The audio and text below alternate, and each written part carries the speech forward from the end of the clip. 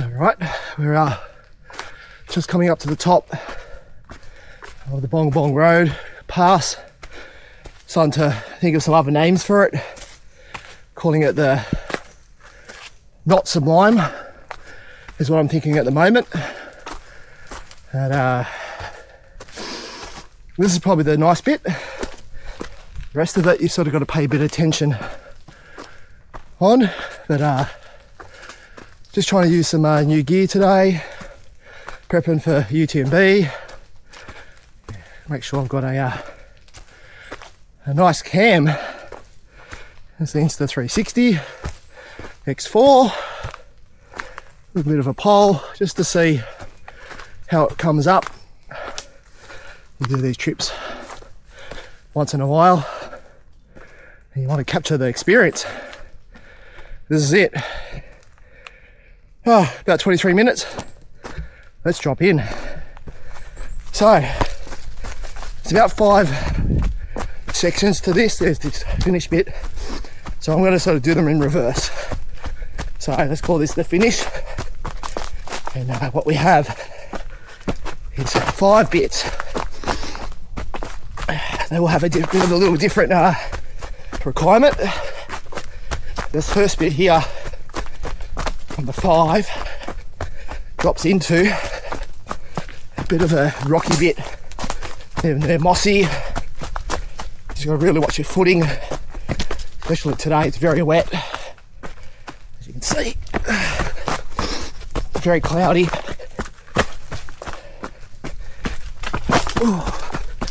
And off to the right here, there's a big drop. So we do not want to be going to the right.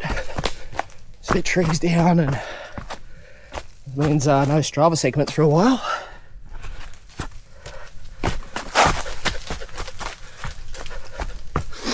Alright. And what happens is, in section 5, there's about 2 or 3 different ways to get down here. Ooh. Slippery road underfoot. You're down here and there's like 2 different ways that we can go. So priority 1 is not to get hurt. Take this a little bit easier.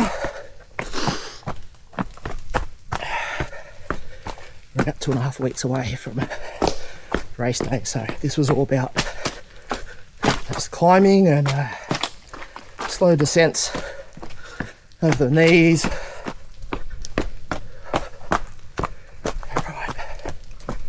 You see already sort of zigzagging in different ways. More worried about what's in front of me and just dealing with that. There we go. Up. Right, keep on the left. Everything's sort of falling off to the right that you can see. And it's foggy. You sort of can't see that well. It's like having sweat in your eyes. You can see that I'm really sort of digging in with my toes, making sure I'm getting grip on the way down. That's sort of section 5 done. I call this section 4. This is normally when you get a bit of a run on when you're coming up.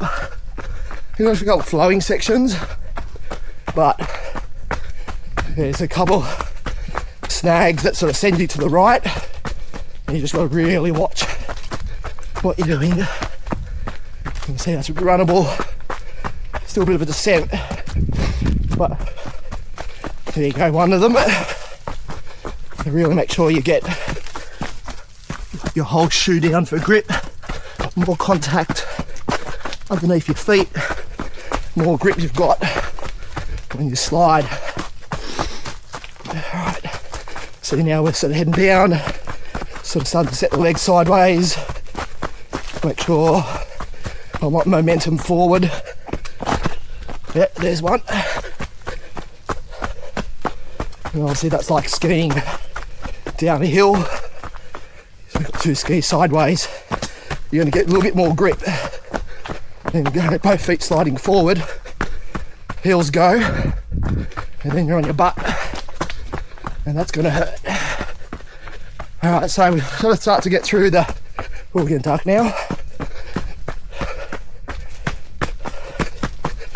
Section See how it's drifting me to the right. So I should really make sure heading to the left.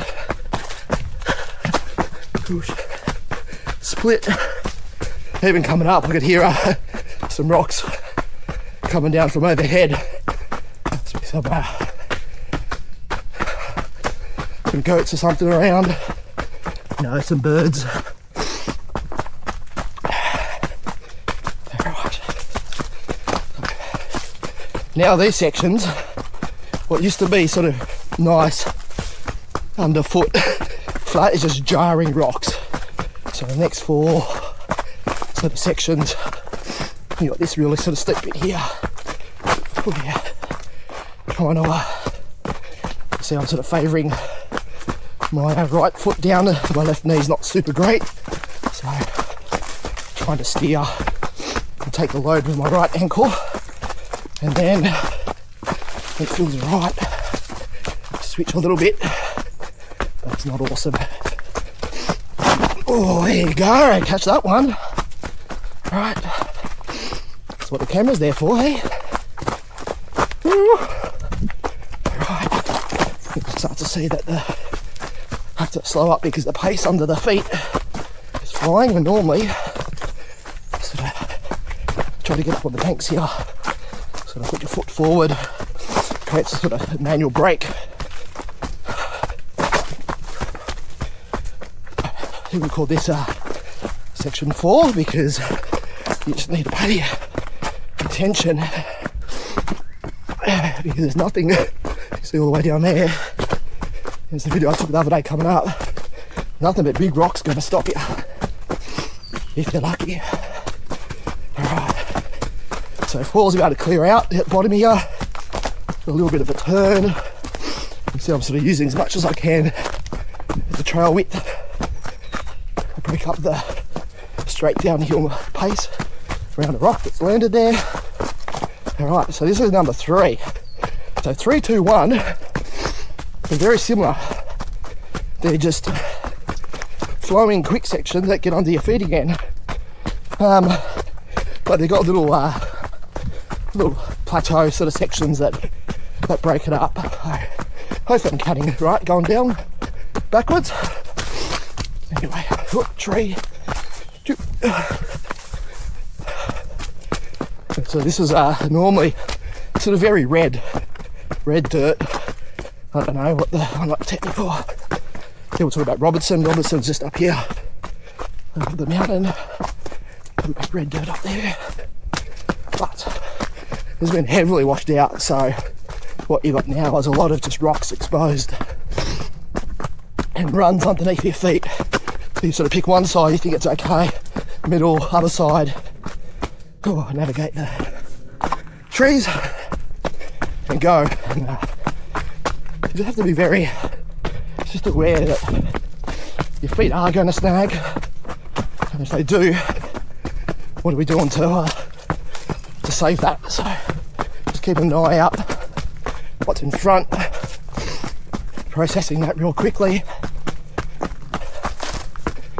so I sort of know that if I'm out of control, I know where I can sort of put the brakes on a little bit to pull the pace back. Now I know that I finished that section number 3. We get a clearing. Oh, all right. Let your legs loose for a second. Let that flow. Now we're into 2 and 1. Ooh. 2 section up the top here. It's more sort of the same, but the track is getting narrower, rocky as you can see. So every step is not flat-footed. Sometimes you're landing on the rocks to take a solid connection. And just enjoy this for a second, because in a moment we're going to hit a last section that's really slippy and clayey and right on the edge of a few dangerous bits. You can see at the moment I'm sort of just rock hopping the bigger rocks, given that we've come up here. sort of know a lot of the rocks are stable. Alright. Now what you see, I'm up and down the banks. I'm pushing from left to right on the banks. There's a spot you just saw me catch my right toe. Alright. Now, this is the transition, I'd call it. We're right here into section number 1. Just where this tree is and a big drop off there. Stop for a sec. Ooh, sort of the hills slid down to the right. You can sort of see up on the left, only behind me here. I'm sort of in the middle, sort of ridge island bit. There's a bit of a cutout on the left that sort of disappeared, and then on the right, the big drop out. So this is like moving away from the side here to the gap down here. Just think over time it becomes more apparent what's occurring. And you can see the clay, the ground's changed. Here underneath my feet, it's a lot wetter. The water's on the surface. Problem here is there's not much to hold on to, no rocks. I was saying earlier to break up your footing left and right. Got time to sort of use the grass on the other side to hold it, especially this bit here. So what's down here? Wouldn't normally jump in the valley, but it's all good. And now just touching off the bottom. Alright, couple of drops here, and I can see it opening to where the car is. There we go. Pay attention to the last step. I don't want any problems. Oh, there we go. It's about 12 minutes. Not too bad for a wet day. Cool.